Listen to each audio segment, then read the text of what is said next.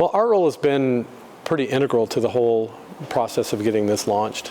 We had a church here in Nicholasville that was about 200 years old, coming to the end of their life, and as we worked with them through the process of helping them to close, we made a commitment to them that said we would do some discernment, because Nicholasville is a growing area. You know, Lexington's kind of coming this way and lots of things are happening, and we wanted to see if there was something we could do here in this place as a legacy to them.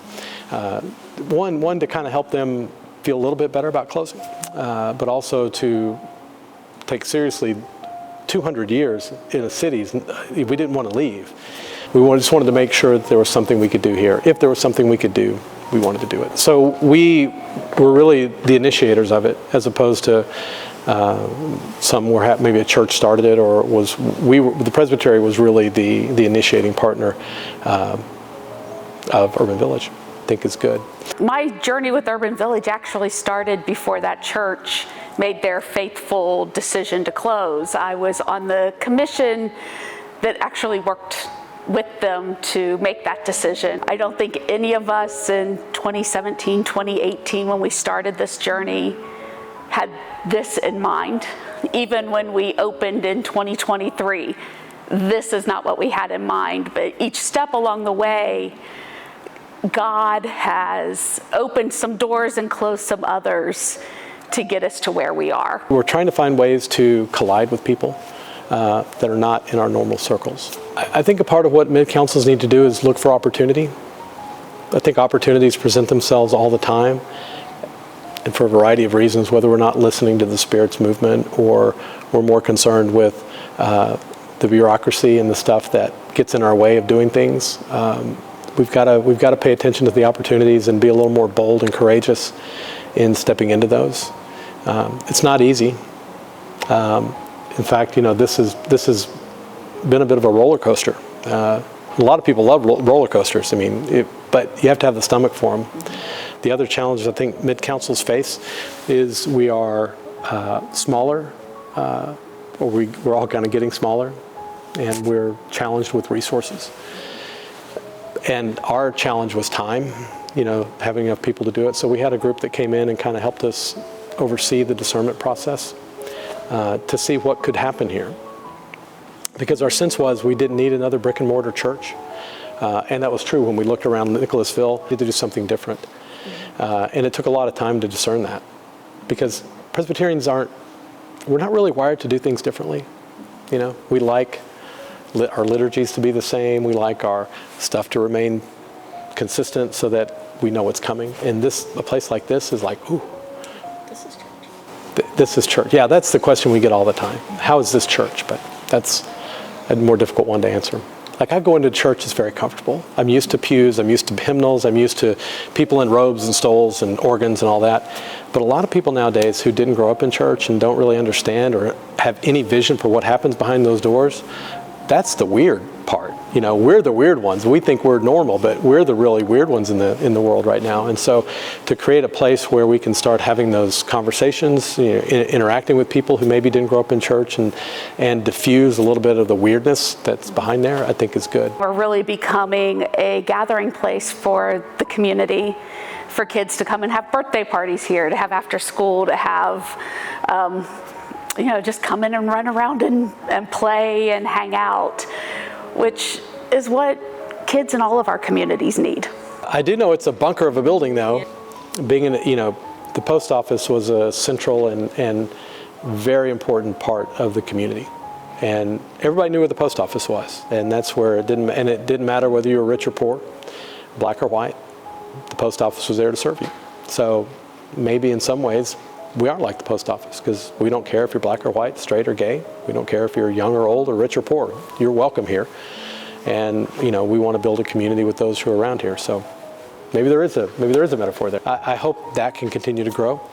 I would love to see Urban Village continue to reach out to this community, because again, most of it's a critique of the Presbyterian Church. I mean, not all Presbyterian churches, but many are a certain demographic. I mean, I think we all know what that demographic is. If you're undereducated, or you are in a different or lower socioeconomic category, you probably don't feel real comfortable in most churches. I really hope Urban Village can be a place where people who are of like all socioeconomics can come and feel a part of it. Building that faith community is a little more difficult. I mean, it would seem hard to start a business like this, but really it's the faith community that's going to be critical. And that's what I hope we're able to build in the next few years, that we're not going to have pews in here, but what does that worshiping community look like? Could it be you have one kind of community of neurodivergent kids and parents who have a worship experience, whatever that looks like? Maybe you have another day where another group has a worship experience that is more connected to their situation. But it's that village mindset, right? I mean, a village is not homogenous. So we want to have different things, we want to have different connections, and make it a place where everybody can, be welcome, be served, and feel better about life. So the relationship between Wilmore Presbyterian and Urban Village is an interesting relationship. I've been the pastor at Wilmore Presbyterian for 18 years. So we have a long-standing relationship. They are 140 years old this year. Small church, they've always been a small church. Never had more than 100 members. They know how to be who they are. But who they are is a congregation that's very mission-oriented and very mission-focused. Before Urban Village, our flagship ministry at the time is we have a clean cupboard hygiene pantry. So once a month, our congregation of 50 members supplies diapers, laundry detergent, cleaning supplies, anything you can't buy with an EBT card, to about 70 families a month.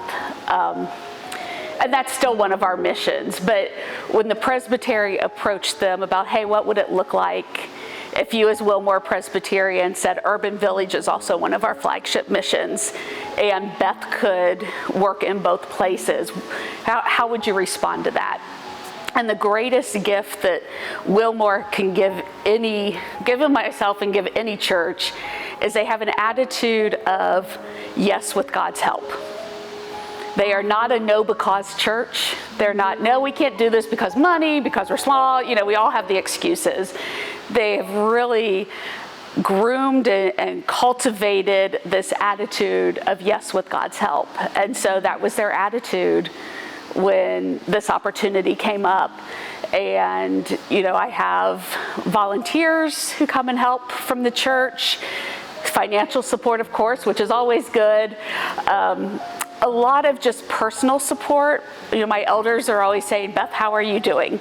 Not what are you doing?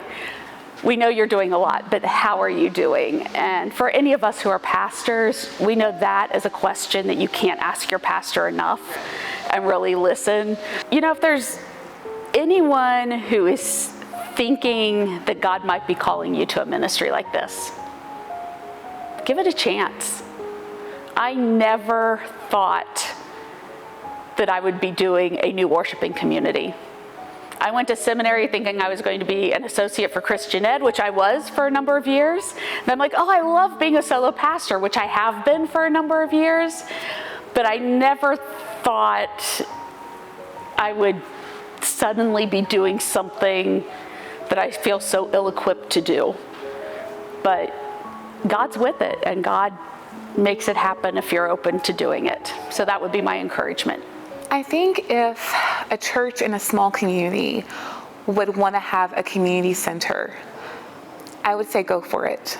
Because, it goes back to that movie years ago, if you build it, they will come. And, everything starts with small beginnings. And it's a need. Our communities need a place to come to be loved on and to learn how to love on one another. And when you have it, we're able to do that.